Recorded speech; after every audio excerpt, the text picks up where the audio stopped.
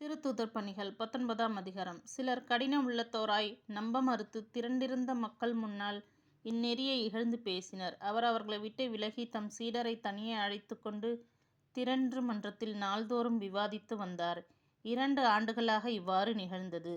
ஆசியாவில் வாழ்ந்த யூதர் கிரேக்கர் அனைவரும் ஆண்டவரின் வார்த்தையை கேட்டனர்.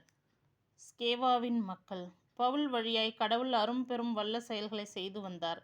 அவரது உடலில் பட்ட கைக்குட்டைகளையும் துண்டுகளையும் கொண்டு வந்து நோயுற்றோர் மீது வைத்ததும் பிணிகள் அவர்களை விட்டு நீங்கும், பொல்லாத ஆவிகளும் வெளியேறும். சுற்றித் திரிந்து பேயோட்டும் யூதர் சிலர் பொல்லாத ஆவி பிடித்திருந்தவர்கள் மீது ஆண்டவராகிய இயேசுவின் பெயரை பயன்படுத்த முயன்றனர்.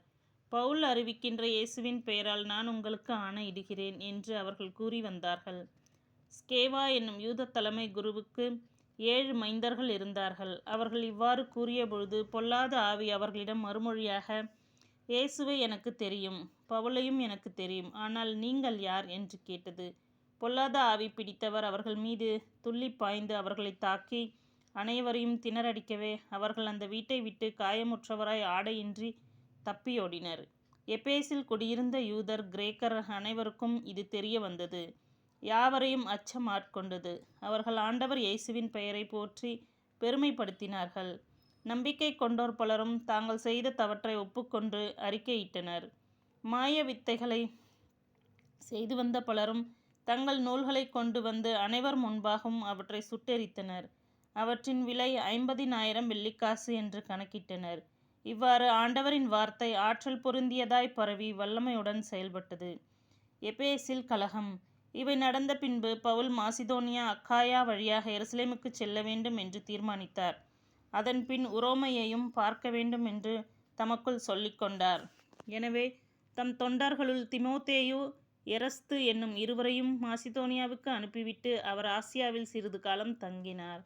அக்காலத்தில் கிறிஸ்தவ நெறியை குறித்து எபேசில் பெரும் கலகம் ஏற்பட்டது. தமேத்திரியு என்னும் பெயருடைய தட்டான் ஒருவர் அங்கே இருந்தார். அவர் அர்த்தமி கோவிலின் வடிவத்தை வெள்ளியில் செய்வித்து அதனால் கைவினைஞர்களுக்கு மிகுந்த வருவாய் கிடைக்க செய்தார். இதே தொழில் செய்யும் அனைவரையும் அவர் ஒருங்கிணைத்து, தோழர்களே, இந்த தொழில் நமக்கு நல்ல வருவாயை தருகிறது என்பது உங்களுக்கு தெரியும். எபேசில் மட்டுமன்றி ஏறக்குறைய ஆசியா முழுவதிலும் மனித கையால் செய்யப்பட்டவை தெய்வங்கள் அல்ல என்று தவறாக கூறி திரளான மக்களை இந்த பவுல் நம்ப செய்து வருகிறார் என்பதை நீங்கள் கேட்கவில்லையா, பார்க்கவில்லையா? இது நமக்கு ஆபத்து விளைவிக்கும், நம் தொழிலுக்கும் மதிப்பற்று போகும். அதோடு பெருந்தேவையான அர்த்தமியின் கோவில் கூட தன் பெயரை இழந்து வீடும். அது மட்டுமன்றி ஆசியா முழுவதும், ஏன் உலகம்